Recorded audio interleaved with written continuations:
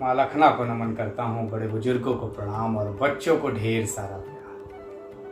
हर किसी का एक प्रश्न होता है कि मेरा भाग्य कब पूरी तरह से साथ देगा, कब मेरा भाग्योदय होगा, कौन सा वो साल होगा जिसके बाद किस्मत करवट लेगी।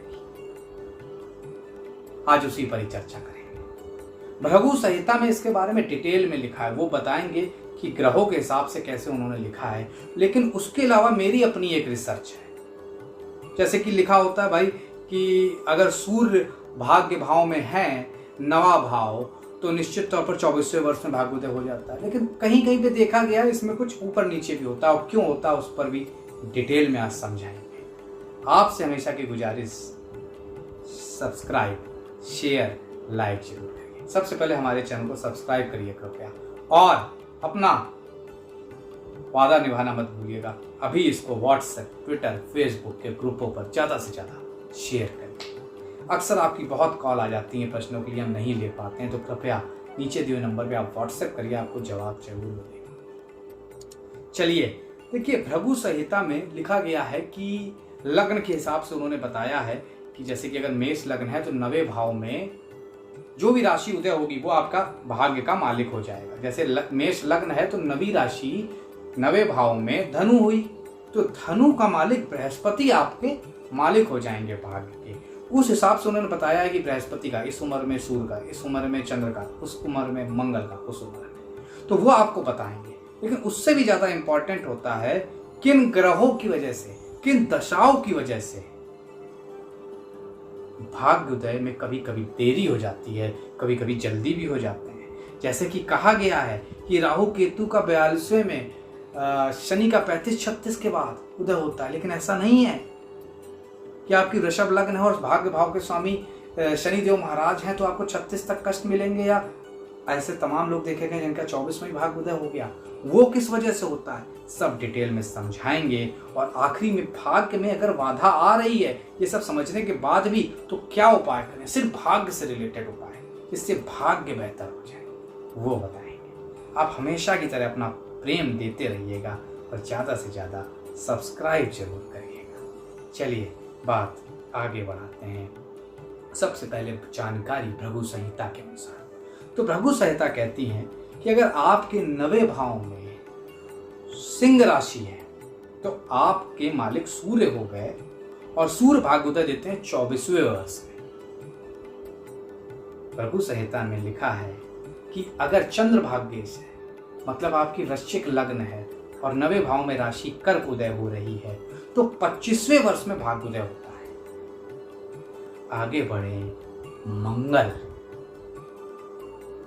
अगर मंगल मतलब आपकी मीन लग्न है मान लीजिए, या सिंह लग्न है, तो मेष और वृश्चिक राशि 9वें भाव में आएगी, मंगल उसके मालिक हो जाएंगे, तब भाग्योदय 28वें वर्ष में होता है। बात को आगे बढ़ाते हैं, बुध की बात करते हैं। अगर तुला लग्न है तो मिथुन राशि आएगी 9वें भाव में,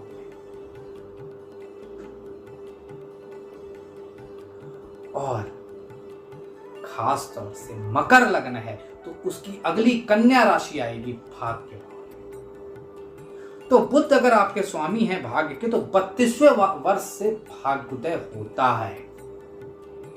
अब बात आगे, बात गुरु की। मेष लग्न है तो धनु राशि आएगी, कर्क लग्न है तो 9वें भाव में मीन राशि आएगी, और आपका भाग्योदय भैया 16वें वर्ष से हो जाता है। बात अब शुक्र की, वैसे भी शुक्र है कि शुक्र है, इस पर एक बड़ा टॉपिक, बड़ा वीडियो जल्दी बनाएंगे। शुक्र अगर भाग्येश हो तब क्या होता है, भाग्य का स्वामी अगर शुक्र है तो कहा जाता है भाई 25वें वर्ष में भाग्योदय हो जाता है। अब शुक्र कब होंगे भाई, कन्या लग्न में भाग्य के स्वामी शुक्र होंगे, कुंभ लग्न में भाग्य के स्वामी 9वें भाव के स्वामी शुक्र होंगे। तो आपकी इन दो में से कोई लग्न है तो 25वें वर्ष में। शनि महाराज वृषभ लग्न या मिथुन लग्न है अगर आपकी, तो मकर राशि या कुंभ राशि उदय हो रही भाग्य भाव में, शनि देव भाग्य के मालिक बन गए आपके, 36वें वर्ष में भाग्योदय हो ही जाता है। राहु केतु, अब इनको कैसे समझे भाई? तो पहली बात तो जिस राशि में बैठते हैं उस हिसाब से असर देने लगते हैं। तो राशि के हिसाब से तो आपको पहले समझना ही है। राहु केतु का अपना भी एक साल है, 42वां साल। जिनके भी राहु केतु 90 में होते हैं, निश्चित तौर पर 42वें में कुछ अद्भुत होता है, कुछ बेहतर होता है। ये बात नोट कर लीजिएगा। अब आपने समझ लिया ग्रहों के अनुसार, लेकिन ये बात अब आप मुझसे कहेंगे कम से कम 40% जनता के ऊपर सत्य साबित नहीं होती है। लेकिन भृगु संहिता सर्वश्रेष्ठ साहित्य है, सर्वश्रेष्ठ ज्योतिष की बुकों में से एक है। तो ऐसा क्यों? पहली बात तो बहुत ही ज्यादा हमारा जो ओरिजिनल साहित्य है विदेशी ताकतों के अतिक्रमण हमलों की वजह से पथभ्रष्ट हुआ है, उसमें से चीजें तोड़ मरोड़ दी गई। दूसरी बात, अब आपने कहा मेरी मेष लग्न है और भाग्य भाव में आते हैं धनु राशि और मेरे बृहस्पति स्वामी 16वें में उदय नहीं हुआ मेरा। भाई बृहस्पति की स्थिति भी तो देखेंगे आप। अगर बृहस्पति छठे भाव में कन्या राशि में जाके बैठ गए तो कैसे भाग्योदय 16 में हो जाएगा? स्ट्रगल बढ़ा देंगे ना। बृहस्पति भाग्येश होके अपने से 12वें 8वें भाव में वृश्चिक राशि में चले गए मेष लग्न के लिए, कैसे भाग्योदय 16 में हो जाएगा? पहली बात याद रखनी है कि भाग्य स्थान का स्वामी बली भी हो, मजबूत भी हो, तब जाके ये जो उम्र मैंने दी है बेहतर होती है। जो ये उम्र है ये सही साबित होती है, पहली बात। दूसरी बात,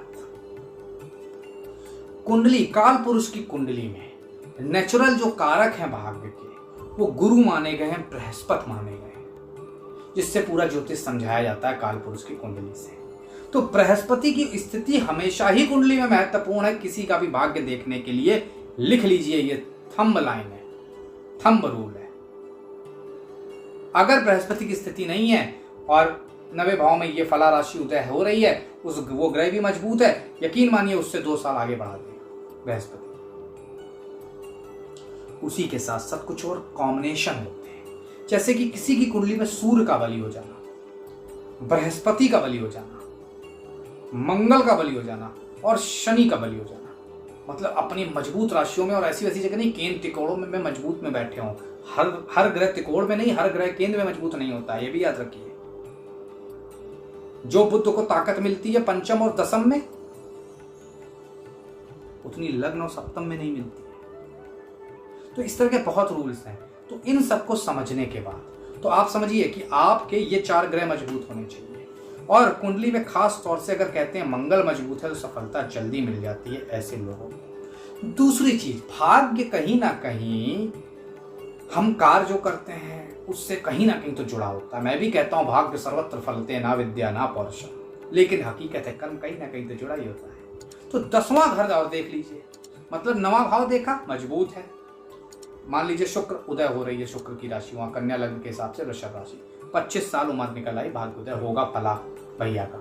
लेकिन अब 10वां घर देख लीजिए, वहां का मालिक बुध भी वहीं बैठा है। अरे 25वां छोड़िए, 23वें में ही हो जाएगा। 25वें तो 100% पूरी तरह से हो जाएगा। लेकिन दशम कमजोर हो गया, वही बुध सप्तम में जाके नीच का हो गया, फिर ये 25 को 28 कर देगा। तो अब आप समझ गए होंगे ग्रह अपनी बात मनवाते हैं, ये निश्चित है। लेकिन अगर उन्हें सपोर्ट नहीं मिलता है, किससे? दशम से, नेचुरल कारक से, उस ग्रह से जो नवम का स्वामी है, तो उसमें वो 2-4 साल बढ़ा देते हैं। और ये सपोर्ट ना मिलने के बाद अगर कुंडली में शनि राहु केतु के कोई खराब योग हैं तो ये स्ट्रगल लंबा हो जाता है। 25 का शुक्र जिसे सब दे देना चाहिए 25 में, वो अक्सर 42 में जाके देता है, इस राहु केतु की वजह से। तो बड़ा सरल शब्दों में आज समझाने की कोशिश करी। अब उपायों की बात, किसी को भी भाग्य में प्रॉब्लम आ रही, उन्हें लगता है कि भाग्य का साथ नहीं मिलता है, तो ये उपाय कर लीजिए। ये रामबाण उपाय हैं, ब्रह्मास्त्र उपाय हैं, जरूर फलदायी होते हैं। बस आपसे गुजारिश, शेयर सब्सक्राइब लाइक फिर कर दीजिए। उससे डायरेक्ट जुड़ना है, मेरा लिंक नीचे दिया जा रहा है, फेसबुक का, ट्विटर का, उससे डायरेक्ट जुड़िए। तो सबसे पहले आप ये देखिए 90 भाव में कौन सी राशि उदय हो रही। फॉर एग्जाम्पल अगर मेष लग्न है तो धनु राशि उदय हो रही, तो उस ग्रह की पूजा करिए। क्या करेंगे? नारायण कवच का पाठ करेंगे, बृहस्पतिवार को पूजा करेंगे, बूढ़े चने की दाल का भोग लगाएंगे।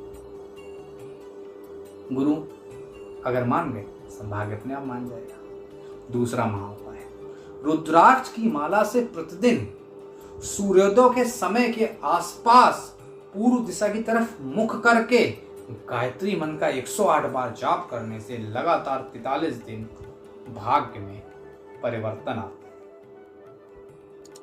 दूसरा महाउपाय, प्रातः काल उठकर ये दिनचर्या में ले आइए। घर के बुजुर्ग माता पिता के चरण स्पर्श जरूर करें और घर से जाते समय क्या तो करें, लाभकारी रहता है। तीसरा महाउपाय, इसका वजह बताऊंगा।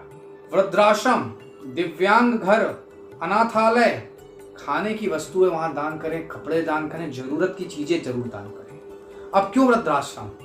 नवा भाव बृहस्पति हमेशा आपसे बड़ा कोई एडवाइजर, कोई सलाहकार, इसीलिए वृद्धाश्रम। दिव्यांग क्यों? काल पुरुष की कुंडली में 10वां घर शनि रूल करते हैं मकर राशि को, तो इसीलिए वो उनके दिव्यांग के कहीं ना कहीं मेन कारक हो जाते हैं, इसलिए उसका उपाय दे रहा हूं। तो इसीलिए हर वजह है मेरे उपायों के पीछे, गहन अध्ययन छुपा होता है। चलिए अगला उपाय, कोशिश करें कि सूर्यास्त के बाद ना कर्ज लें ना दें, बहुत लाभकारी रहेगा। सप्ताह में एक दिन अपने इष्ट भगवान के मंदिर में जाके दर्शन कर लें या विधि विधान से घर में पूजा कर लें। इष्ट देव कैसे देखे जाते हैं इसका वीडियो जरूर बनाऊंगा। मेरी website Pratik vision of astrology में है, आर्टिकल मैंने लिखा हुआ है, या तो वो पढ़ सकते हैं। अगर इष्ट देव नहीं पता है तो अपनी कुल देवी देवता की पूजा कर लीजिए। मान लीजिए आपके कुल देवी देवता हनुमान जी हैं, मंगल कर लीजिए। माता रानी है, माँ लखना की कृपा है आप पर, माँ विंध्यवासिनी की कृपा है आप पर, माँ कामाख्या की कृपा है आप पर, माँ नैना देवी की, माँ कैला देवी की कृपा है। शुक्रवार के दिन कर लीजिए। तो इस तरह से दिन के अनुसार कर लीजिए।